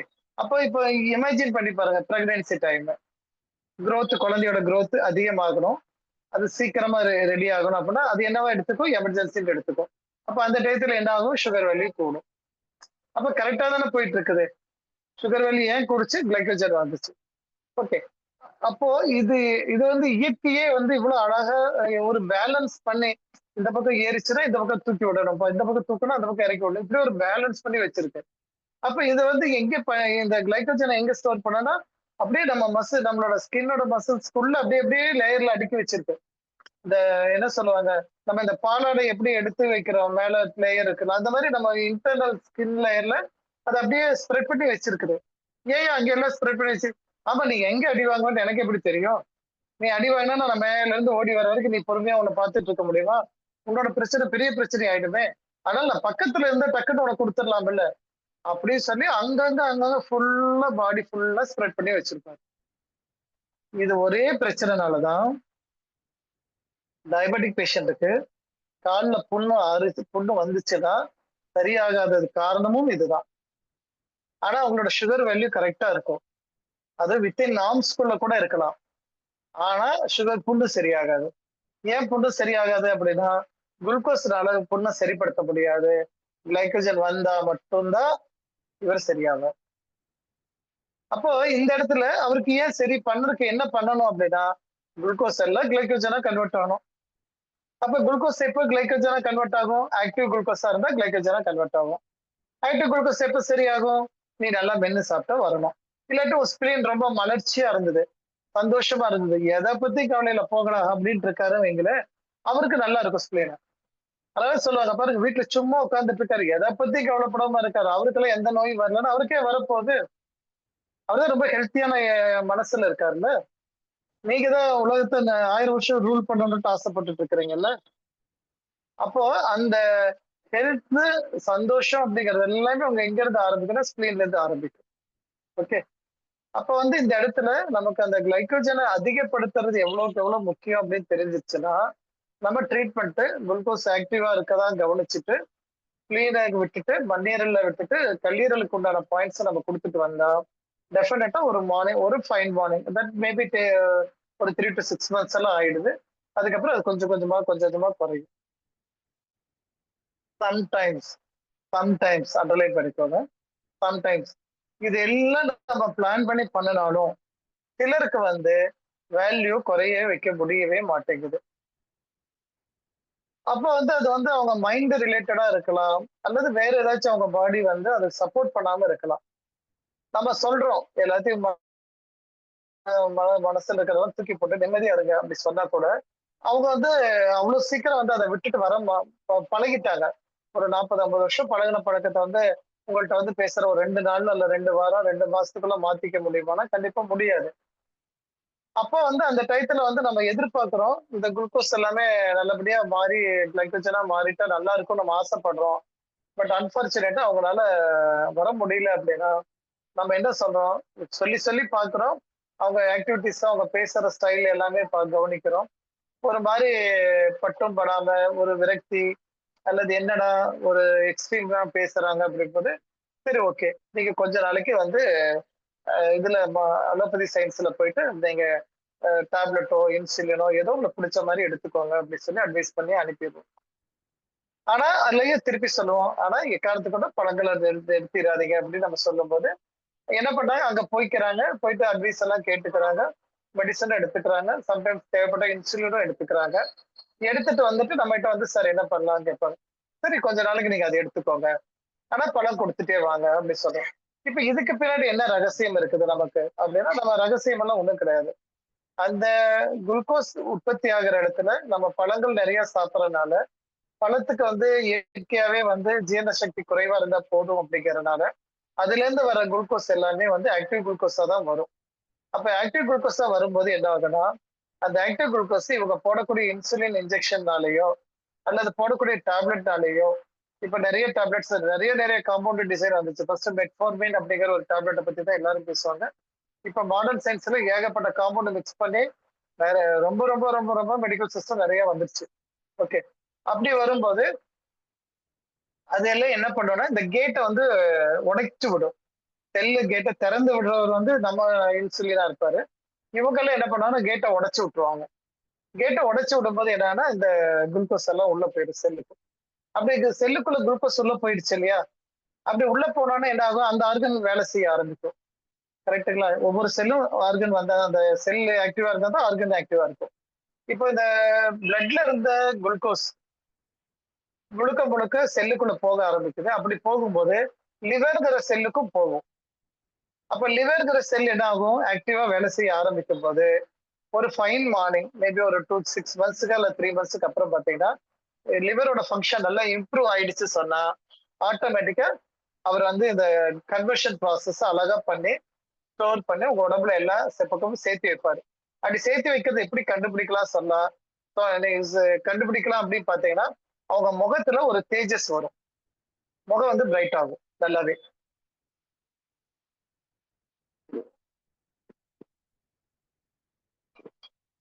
முகத்துல ஒரு தேஜஸ் வரும். வெயிட் கன்ஸ்டபிளா ரைஸ் ஆகும். பேசுறதுல கான்பிடென்டா பேசுவாங்க. ஃபர்ஸ்ட் அப்படியே வளவள குளகுலன்னு இருக்கும். அதுக்கப்புறம் பேசும்போது கொஞ்சம் வித்தியாசம் இருக்கும். ஷார்ப்னஸ் இருக்கும். இதெல்லாமே பார்க்கலாம். இதெல்லாம் வரும்போது ஓகே அவங்களோட கிளைக்கோஜனோட வேல்யூ நல்லா பண்ணிட்டு இருக்குது அப்படின்னு தெரிஞ்சுக்கலாம். சம்டைம்ஸ் நமக்கு மெடிக்கல் சிஸ்டம் தேவைப்படுது அல்லது அந்த பேஷண்ட்டுக்கு மெடிக்கல் சிஸ்டம் உள்ளுக்குள்ள தேவைப்படுற மாதிரி ஒரு ஃபீல் இருக்குது அப்படின்னா நம்ம வந்து அவங்கள வந்து ரொம்ப கட்டாயப்படுத்தி பிடிச்சிக்க வேண்டாம். அட்வைஸ் பண்ணுங்க. பிளஸ் அட்லீஸ்ட் நீங்க ஃப்ரூட்ஸ் எடுக்கிறது மேண்டேட்டரி கம்பல்சரின்னு வச்சுக்கோங்க. அதை ரெகுலரா சாப்பிடுங்க. அதனால நம்ம உடல்ல எந்த விதமான பாதிப்பு இல்லை. அதுவும் இனிப்பு தான் அப்படிங்கிறத இன்சிஸ்ட் பண்ணுங்க. இனிப்பான பழம் சாப்பிடுங்க. அது மேல சுகர் கூடுனாலும் ஒன்றும் பெருசா ஆகாது அப்படிங்கிறத நம்ம கிளாஸ்ல சொன்ன மாதிரி எக்ஸ்பிளைன் பண்ணிடுங்க. இப்படி ஒரு விதமா நம்ம அவங்கள்ட்ட பேசி புரிய வச்சுட்டீங்க வைங்களேன். எல்லா பேஷண்ட்டும் 100% நம்மளால கியூர் பண்ண முடியும்னு சொல்ல முடியாது. ஏன்னா அதோட மனநிலை எல்லாமே நமக்கு சேருது இல்லைங்களா? பட் அவங்கள ஓரளவு கம்ஃபர்டபுள் ஜோன்ல நம்ம கூட்டிட்டு போகலாம். ஓகே. எதையும் வந்து முதல்ல ஒரு விஷயம் மட்டும் நல்லா தெளிவா புரிஞ்சுக்கலாம். நமக்கு மருத்துவம் அப்படிங்கிறது மருத்துவத்துக்காக நம்ம கிடையாது. அதனால இந்த மருத்துவம் தான் எனக்கு பெஸ்ட் அப்படிங்கறது நம்ம யாருமே சொல்ல போறது இல்ல. ஓகே. நமக்காக மருத்துவங்கள் நிறைய இருக்குது. ஓகே. அப்போ இப்ப அது அலோபதியிலேயே ஒரு ஒரு பெரிய இது சொல்லுவாரு. அலோபதியில இருக்கக்கூடிய ஹிப்போக்ரேட் சொல்லும்போது சொல்ற வார்த்தை முதல் ஃபார்முலா என்ன சொல்றாருன்னா, ஒவ்வொருத்தவங்களுக்கும் அவங்க தனிப்பட்ட மருத்துவத்தை எடுத்துக்கிறதுக்கு அவங்களுக்கு உரிமை இருக்குது அப்படிங்கறத முதல்ல ஒத்துக்கோங்கம்பாரு. அது அவங்களோட ரூல் நம்பர் 1. தனிப்பட்ட உரிமை அவங்களுக்கு இருக்குது. நீங்க என்ன மருத்துவத்தை எடுக்கணுங்கிறது உங்களோட விருப்பம். அப்படிங்கிறத சொல்லி அதை செய்யுங்க அப்படின்ட்டு அவர் ஆரம்பிக்கிறாரு. ஆரம்பிக்கும் போது எல்லாரும் கரெக்டா தான் ஆரம்பிச்சாங்க. இடையில வந்து நிறைய மாற்றங்கள்னால நம்ம கொஞ்சம் விலகி போயிருக்கலாம். அதை பத்தி நம்ம யோசிக்க வேண்டாம். அப்ப அதே பாலிசி நமக்கும் அப்ளை பண்ண முடியுமானா கண்டிப்பா பண்ண முடியும். மருத்துவத்துக்காக மனிதர்கள் கிடையாது. மனிதர்களுக்காக தான் மருத்துவர்கள். அவங்களுக்கு மல்டிபிள் மருத்துவம் இருக்கிறதுனால அவங்களோட எந்த டிசிஷன் அவங்களோட பிடிச்ச டிசிஷன் அவங்க எடுக்கலாம். நம்மளை பிடிச்சா நம்ம கூட இருக்கட்டும். அல்ல இன்னொன்னு பிடிச்சா அவங்க அவங்க கூட இருக்கட்டும். எந்த வித மாற்று கருத்து வேணாம். அவங்க மேல கோபதாபமும் அதாவது அந்த பேஷண்ட் மேல நீ எப்ப அப்படி போட்ட அப்படிங்கறது எந்த கோபதாபமும் வச்சுக்க வேணாம். சிம்பிளா வரட்டும், அட்டன் பண்ணுங்க, கிளியர் பண்ணுங்க, எக்ஸ்பிளைன் பண்ணுங்க, உணவு முறைகளை சஜஸ்ட் பண்ணுங்க. இதுக்கு புள்ளிகள் எல்லாம் என்ன சார் பண்ணலாம் அப்படின்னா நீங்க எப்பவும் போல SP5 கொடுங்க, SP9 கொடுங்க. That depends. வெயில் காலமா இருந்தா SP2 கூட கொடுங்க. ரொம்ப அழகா வேலை செய்யுது. ஓகே. அப்புறம் சுந்தரம் சார் ஏற்கனவே நிறைய நோட்ஸ் கொடுத்திருக்காரு. அது ரொம்ப நல்ல சேஞ்சஸ் இருக்குனாரு. அதையும் தாராளமா பயன்படுத்துங்க. ஸோ இதோட நம்ம மணி 9:22 ஆயிடுச்சு. இன்னொரு 10 நிமிஷம் இருக்கிறதுனால நம்ம அதை டிஸ்கஷனுக்கு வச்சுக்கலாம்னு பாக்குறேன். புரிஞ்சுதா அப்படிங்கிறது எனக்கு தெரியல. கொஞ்சம் வேகமா பேசுறேன்னா என்னன்னு தெரியல. இன்னும் கொஞ்சம் டீடைல் ஸ்டடி இருக்குது. அதை வந்து இன்னொரு நாள் நம்ம தேவைப்பட்டா பேசலாம். ஸோ இதை முழுக்க டிஸ்கஷன் ஆரம்பிச்சுக்கலாம்.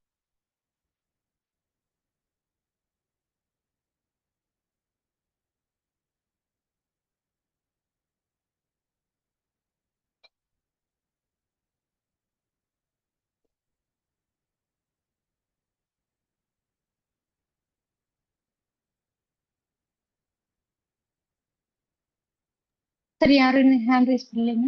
ஏதாவது டவுட்னா ஹேண்ட் ரைஸ் பண்ணிக்கலாங்க.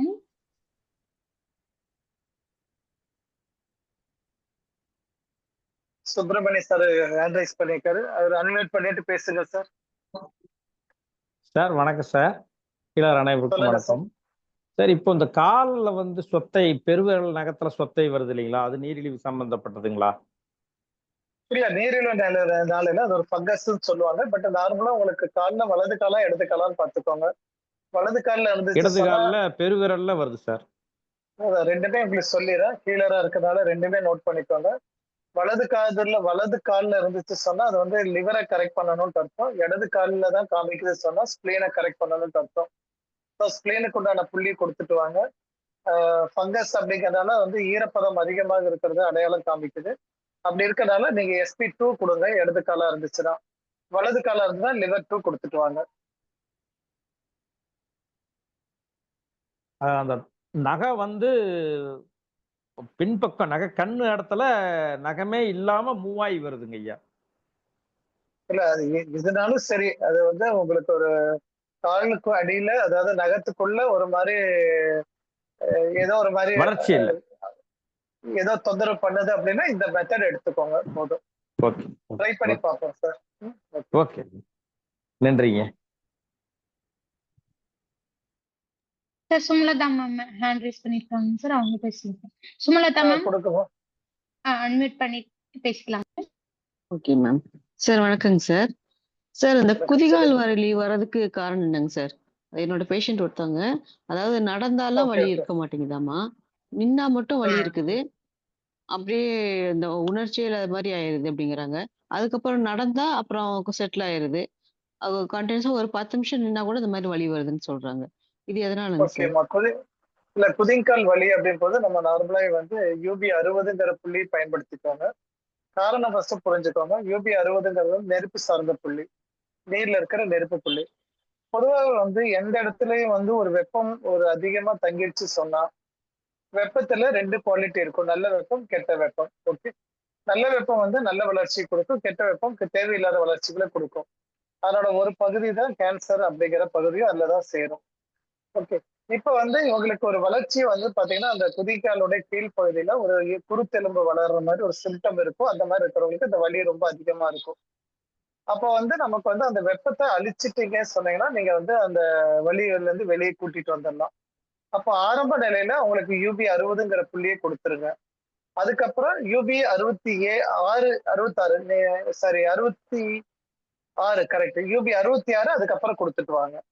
ஃபர்ஸ்ட் ஒரு 2-3 சிட்டிக்கு UB60 பிளஸ் பல்ஸ் பார்த்துட்டு எந்த பாயிண்ட் கொடுக்கணும் அப்படிங்கிறத பார்த்துக்கோங்க. பர்டிகுலரா மோஷன் ஃப்ரீயா போகணும், அது கம்பல்சரியா பார்த்துக்கோங்க. அப்படி இல்லைன்னா இவங்களுக்கெல்லாம் அந்த 3 நாளைக்கு வந்து சப்பாத்தி மட்டும் சாப்பிட சொல்லி ப்ராக்டிஸ் பண்ணி பார்க்க சொல்லுங்க. எப்படி இருக்குங்கிறதையும் செக் பண்ண சொல்லிடுங்க. அதுக்கப்புறம் வந்து அடுத்த 2வது சிட்டிக்கு அப்புறம் நீங்க வரும்போது அவங்களுக்கு வந்து UB66 கொடுத்துட்டு வாங்க. அந்த குளிர்ச்சி தன்மை வர வர வர அந்த பெயின் கன்சிடபிளா குறைய ஆரம்பிச்சிடும்.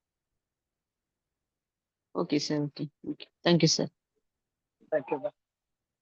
ஓகேங்க sir, thank you sir. Subramaniya sir மறுபடியும் ஹேண்ட் ரைஸ் பண்ணி இருக்காருங்க, அவர் மறுபடியும் பேசுறாரான்னு தெரியுங்க சார். சார் சுப்பிரமணிய சார் மறுபடியும் பேசுற மாதிரி இருந்தா அன்மியூட் பண்ணி பேசலாம் சார். இல்லைம்மா, முதல்ல பேசினதுதான். ஓகே, ஓகே, அதுதான் அப்ப ரைஸ் பண்ண ஹேண்ட் தான் இந்த ரைஸ் கீழ இருக்கு, அவ்வளவுதான். சரிம்மா, வேற எதுவும் டவுட் இருக்காதுன்னு நினைக்கிறேன். ஏன்னா கொஞ்சம் டாபிக் எனக்கு ட்ரையா தான் இருந்திருக்கும் உங்களுக்கு. Sir Antony Sebastian sir hand raise பண்றாருங்க சார். அவரு தனலட்சுமி மேடம் ரைஸ் பண்ணிக்கிறாங்க, பேசுங்க. சரிங்க சார். வணக்கம் சார். மேடம் வணக்கம், சொல்லுங்க.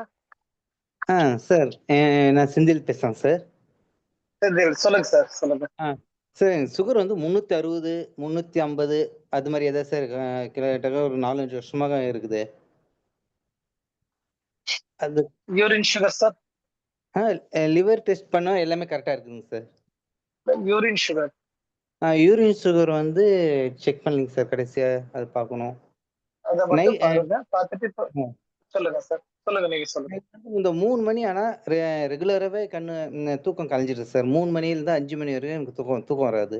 அந்த டைம் நான் வாக்கிங் பண்ணிக்கிட்டு இது மாதிரி இருந்துருவேன். சரிங்க சார், ஓகே. இல்ல இப்போ ஆனா 3 மணிக்கு தூக்கம் கலை இருக்கும், உங்க சுகர் வேல்யூ கூட இருக்கிறதுக்கு எந்த சம்மந்தமும் கிடையாது. சரிங்க சார். 3 மணி தூக்கம் கலையுதுன்னு சொன்னா அது வந்து ஹைலி பிளஸ்ட் பீப்புள் அப்படின்னு நாங்க சொல்லுவோம். உங்களுக்கு ஏதோ ஒரு நீட் இருக்குது, அந்த நீடை வந்து ஃபுல்ஃபில் பண்றதுக்கு யாரோ வெயிட்டிங்ல இருக்கிறாங்க. ஸோ நீங்க அதுக்காக ப்ரே பண்ணிக்கோங்க, அவ்வளவுதான். உங்களோட நீடு என்ன இருக்கோ அதுக்கு தேவைப்பட்டதை சொல்லி ப்ரே பண்ணீங்கன்னா உங்களோட தூக்கம் கண்டினியூ ஆக ஆரம்பிச்சிடும். அதனால சரிங்க அதை சார். வந்து நீங்க நடந்து எல்லாம் செய்யணும் தேவையில்லை. பசியே எடுக்க மாட்டேங்குது சார். பசி எடுக்கிறது இல்லைங்களா? ஒரு பசி நாளைக்கு ஒரு வேளை எடுக்கிறதே கூட இல்லை. பசிக்கிறது இல்லையா? பசிச்சு நான் சாப்பிட மாட்டேன். ஒரு நாளைக்கு 2 வேளை அப்படி சாப்பிட்டுக்குவேன். எப்பயாவது அது மாதிரி இந்த ரொம்ப பசியெல்லாம் இல்ல. சரி சாப்பிடலாம், கொஞ்சம் ரொம்ப டைம் ஆயிடுச்சு அப்படிதான் சாப்பிட தோணுது. இல்ல அந்த மாதிரி உங்களுக்கு பசி இல்ல, வீட்டுல இருப்பீங்க அப்படி தெரிஞ்சா ஒரு நாள் மட்டும் வாட்டர் ஃபாஸ்டிங் போட்டு பாருங்க சார். ஓகேங்க வாட்டர் சார். ஃபாஸ்டிங் சொன்னா நமக்கு சில ப்ரொசீஜர் இருக்குது. வெளியே போகக்கூடாது, வெயில் மேல படக்கூடாது, கண்ணு மூடி இருக்கணும். இந்த 3 கண்டிஷனை இது பண்ணி செய்யுங்க. ஓகேங்க சார். அந்த 3 ஃபாலோ பண்ற மாதிரி இருந்தா மட்டும் வாட்டர் ஃபாஸ்டிங் இருங்க. வாட்டர் ஃபாஸ்டிங் இருக்கிறத சொல்லிட்டு நீங்க பாட்டுக்கு வெளியே ரவுண்ட் அடிச்சுட்டு இருந்தீங்கன்னா பிரயோஜனப்படாது. இது போர்டு உங்களுக்கு எழுத்து தெரியுதுன்னு நினைக்கிறேன். இந்த 3 கண்டிஷனை ஃபுல்ஃபில் பண்ணிக்கோங்க மேல இருக்கிறதுல. ஓகேங்க சார். அப்படி இருந்தா மட்டும் வாட்டர் ஃபாஸ்டிங் போடுங்க, இல்லைன்னா போட வேண்டாம். சரிங்க சார். இது பண்ணிக்கும் போது என்ன ஆகும்னா நம்ம உடம்புல வந்து ஆட்டோமேட்டிக்கா அந்த ஸ்பிளீனோட எனர்ஜிக்கு, ஏன்டா வாட்டர் மட்டும்தான் ஸ்பிளீன் அப்சர்வ் பண்ணது இல்லையா? அப்சர்வ் பண்றதுனால என்னன்னா ஸ்பிளீன் ரொம்ப ட்ரையாவோ அல்லது அது ரொம்ப டயர்டாவோ இருந்துச்சுன்னா நீங்க சொல்ற மாதிரி பசியோட எண்ணமே உங்களுக்கு வராது. அப்போ நம்ம அதுக்கு வந்து முதல்ல அதை மட்டுமே ஃபோக்கஸ் பண்ணி அப் பண்ணணும். அப்படின்னா வெறும் பிளெயின் வாட்டர் கொடுத்தீங்கன்னா போதும். சம்டைம்ஸ் தேவைப்பட்ட வார்ம் வாட்டர், கிளைமேட்டை பார்த்துக்கோங்க. வார்ம் வாட்டர் தேவைப்பட்டா வார்ம் வாட்டர் பயன்படுத்துங்க. இல்ல அப்படின்னா சீரக தண்ணி குடிக்கிறதுனால சீரக தண்ணி குடிச்சுக்கோங்க. ஒரு 1 டே ஃபர்ஸ்ட் சைக்கிள்ல கொடுங்க. உடனே அடுத்த நாளே போட வேண்டாம். திருப்பி நெக்ஸ்ட் வீக் வேணா 2 டேஸா இருக்க முடிஞ்சா இருங்க, போதும். அதுக்கு மேல வேண்டாம். அதுக்கு மேல டேஸ் டுகெதரா பண்ண வேண்டாம். அப்படி பண்ணி ஸ்பிளீன் வந்து கொஞ்சம் பண்ணிட்டு அட்லீஸ்ட் ஒரு நாளைக்கு 2 வேளை பசி எடுக்கிற மாதிரி கொண்டு வந்துட்டீங்கன்னா நல்லது. ஓகேங்க சார்.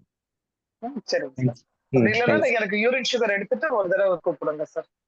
சரிங்க sir. Okay okay okay sir. Thank you sir. Thank you sir. Antony Sebastian sir பேசணும்னு சொல்லிட்டு இருக்காருங்க சார். கூடாங்க சார் அன்மியூட் பண்ணி பேசிக்கலாங்க சார். ஆண்டனி சார்.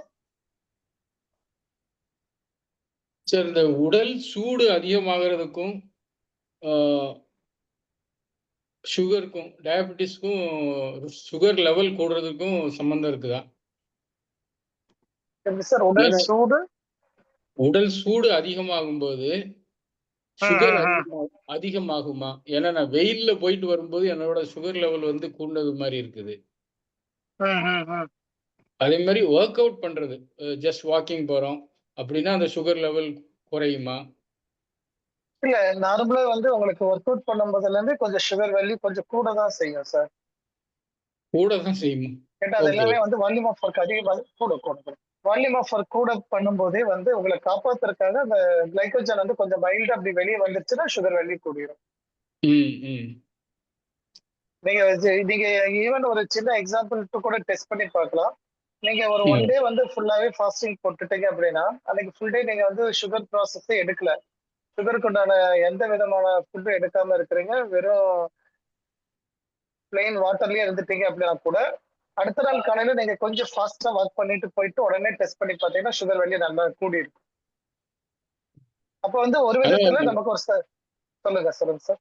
வாக்கிங் போய் கொஞ்ச நேரம் கழிச்சு, அதாவது அந்த அடுத்த நாள் அப்படின்னு முந்தின நாள் வாக்கிங் போறோம், அடுத்த நாள் எம்டி ஸ்டொமக்ல ஃபாஸ்டிங்ல சுகர் லெவல் செக் பண்றோம்னா கொஞ்சம் குறைய இருந்தது மாதிரி இருக்குது.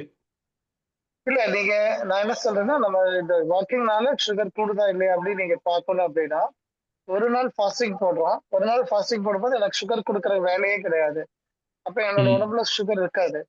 பட் நான் என்ன பண்றேன், வாக்கு மட்டும் போறேன். இப்ப ஃபார் அன் எக்ஸாம்பிள் இன்னைக்கு நான் ஃபாஸ்டிங் ஃபுல்லா இருந்துட்டேன், அதாவது இன்னைக்கு மார்னிங்ல இருந்து இன்னைக்கு நைட்டு ஃபுல்லா நான் ஃபாஸ்டிங் தான் இருந்தேன், வெறும் தண்ணி மட்டும் குடிச்சிட்டு இருந்தேன் அப்படின்னா நாளைக்கு மார்னிங் நான் வாக் போறேன் வைங்களேன், வாக் போயிட்டு வந்ததுக்கு அப்புறம் பாத்தீங்கன்னா என்னோட சுகர் வேல்யூ கூட இருக்கும். ஃபுட்டே கொடுக்காம எப்படி சுகர் குடிச்சு அப்படின்னா இப்பதான் அந்த கிளைக்கோஜன் வந்து வெளியே வந்தது தெரியும். அதே மாதிரி சிலர் வந்து பாத்தீங்கன்னா இந்த 15 நாளைக்கு ஒரு தடவை பிரதோஷமான ஃபாஸ்டிங் போடுவாங்க. அந்த ஃபாஸ்டிங் போற அன்னைக்கு பாத்தீங்கன்னா சுகர் கூட இருக்கும். ஸோ அது எல்லாமே ஓகே உடம்பு என்ன ஓகே பண்ணாது, இதெல்லாம் எமர்ஜென்சி டிக்ளேர் பண்ணிக்கும். டிக்ளேர் பண்ணி நம்மளை காப்பாத்துறதுக்காக அவங்க ஓடி வந்து வேலை செய்வாங்க. அவ்வளவுதான், வேற ஒண்ணும் கிடையாது.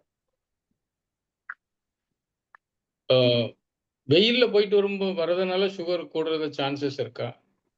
இல்ல சார், பொதுவா இருக்காது. அவ்வளவு நீங்க வெயில்ல அப்படி ஒன்றும் ராஜஸ்தான் வெயில் மாதிரி எல்லாம் நம்ம பெரிய வெயில நமக்கு பார்க்க போறது கிடையாது. நீங்க வால்யூம் ஆஃப் ஒர்க் அதிகம் இருந்துட்டு எப்ப உங்களுக்கு அப்படி இருக்கலாம்னா, சப்போஸ் நீங்க வந்து ஒரு மார்க்கெட்டிங்லயோ வேற எதுலயாச்சும் ஒண்ணு இருக்கிறீங்க.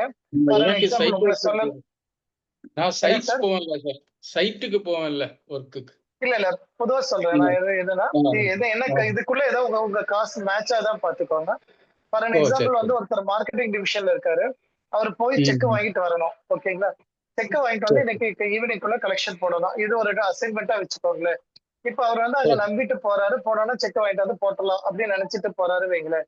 பட் அன்பார்ச்சுனேட்டா அவர் போன நேரத்துல இதுதான் ஒரு 1/2 மணி நேரத்துல வந்துருவேன், 1 மணி நேரத்துல வந்துருவேன் சொன்ன கஸ்டமரு திடீர்னு வர முடியலன்னு சொல்லிட்டாரு வைங்க. இவர் அதை நம்பி இன்னொருத்தருக்கு ஒரு செக்கோ இல்ல வேற ஒரு ப்ராமிஸ் கொடுத்துருக்காரு வைங்க. இப்போ அவர் வெளியே சுத்திட்டு வீட்டுக்கு வந்தாருன்னா சுகர் வேல்யூ கூட இருக்கும். Okay okay. இப்ப நீங்க சைட் இன்ஸ்பெக்ஷன்ல இருக்கிறீங்க, எனக்கு போனோம்னா நான் பணம் வரும், அந்த பணத்தை எடுத்துட்டு போய் நான் வந்து செங்கல்காரர் கொடுக்க போறேன் அல்லது இவரு கொடுக்கணும் நான் நினைச்சிட்டு வந்தேன் அப்படின்னு நீங்க எங்கிட்ட வர்றீங்க. நான் வந்து பணமே இல்லைன்னு சொல்றேன் வச்சுக்கோங்களேன். நீங்க என்ன சரி மட்டும் தான் சரி. நம்பிட்டு வந்திருக்கீங்க, இன்னொருத்தர் ஆல்டர்னேட்டிவ் உங்க கையில இல்ல. அப்ப நீங்க அவர்கிட்ட சொல்லிட்டீங்க, ப்ராமிஸ் பண்ணியாச்சு இன்னைக்கு மதியானத்துக்குள்ள உங்களுக்கு கொண்டு வந்து கொடுத்துறேன்னு சொல்லிட்டீங்க.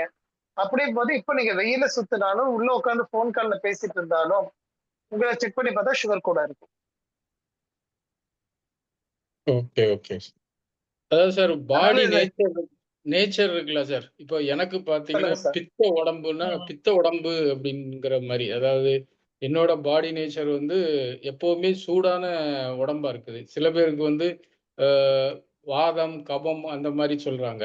அப்போ அந்த நேச்சர் ஆஃப் த பாடிக்கும் சுகர் லெவலுக்கும் எதுவும் கனெக்ஷன் இருக்குதா? இல்ல எனக்கு வந்து இந்த வாதம் பித்த கபம் பத்தி எனக்கு எதுவுமே தெரியாது சார். அதனால நான் இன்னும் ஓகே அதுக்குள்ள போகல. போனா நான் அதை யோசிச்சுட்டு பேசுறேன். இப்ப வந்து நான் என்ன சொல்றேன்னா, இந்த நீங்க வெயில சுத்துறதுனால எனக்கு வருதா அப்படின்னா இந்த சீன் கிரியேட் ஆகுதா அப்படின்னு பார்த்து, ஆமா அந்த சீன் கிரியேட் ஆகுதுன்னா சுகர் கூடுறது நார்மல். இது வந்து டிசீஸ் கிடையாது. இது இல்ல நார்மலான ஆக்டிவிட்டி. ஆக்சுவலா அந்த மாதிரி இல்லைனாலுமே எனக்கு சுகர் லெவல் கூடுது சார். வெயில்ல போயிட்டு வந்தாலே கூடியது.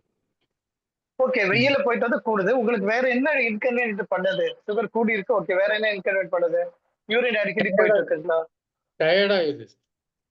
டயர்ட் ஆகுது. Okay okay. நல்ல டயர்ட் டயர்ட் ஆயிடுது. ஆகுதுன்னா நீங்க உடனே திருப்பி 2 பழம் சாப்பிட்டு தான் சரி பண்ணிக்கணும் சார். ஃப்ரூட்ஸ் எடுத்துக்கோங்க. அதை வச்சு கரெக்ட் பண்ணி பார்க்கலாம் சார். அது இனிப்பா இருக்கிற மாதிரி எடுத்துக்கோங்க. சரி சார் சரி. நான் இன்னும் அந்த வாதம் பித்த கபம் பத்தி ஸ்டடி பண்ணல. அது கொஞ்சம் இன்னும் படிச்சுட்டேன்னா நான் உங்களுக்கு பேசும்போது கரெக்டா இருக்கும் சார். டைம் முடியற நேரம் சார், முடிச்சிருவோம். ஆமா சார், மணியாச்சு முடிஞ்சது. அடுத்த படம் 9:36 ஆயிடுச்சுங்க சார். ஆமா, வோட் ஆஃப் தேங்க்ஸ் கொடுத்துடலாம்ப்பா போதும். ஓகேங்க சார். Sir Balaji sir. ஓகேங்க. தேவி அனைவருக்கும் வணக்கம். இன்னைக்கு மிகச்சிறப்பா ரொம்ப முக்கியமான ஒரு செஷன் பண்ணியிருக்கீங்க மகேஷ் சார். இன்னும் இன்னொரு செஷன் கூட தொடரலாம்னு நினைக்கிறேன். ஏன்னா இதை பற்றி நம்ம ஹீலர்ஸ்க்கு இன்னும் நிறைய ஒரு அவேர்னஸ் கொடுத்தோம் அப்படின்னா ஒவ்வொருத்தருமே இல்லை எக்ஸ்பர்டைஸ் ஆயிடலாம். ரொம்ப ரொம்ப தேங்க்ஸு. அதேமாதிரி நமக்கு இந்த இடத்த ஹோஸ்டிங் பண்ணி கொடுத்த தனலட்சுமி மேடம், ரெகுலராக ஒழுங்கமைக்கிற தேன்மொழி மேடம், இன்னைக்கு ஹோஸ்டிங் பண்ண ராணி மேடம், பிந்து மேடம், அதே மாதிரி மணிகண்டன், மற்ற டீம் எல்லாத்துக்குமே நம்ம தேங்க்ஸ் சொல்லிக்கலாம்.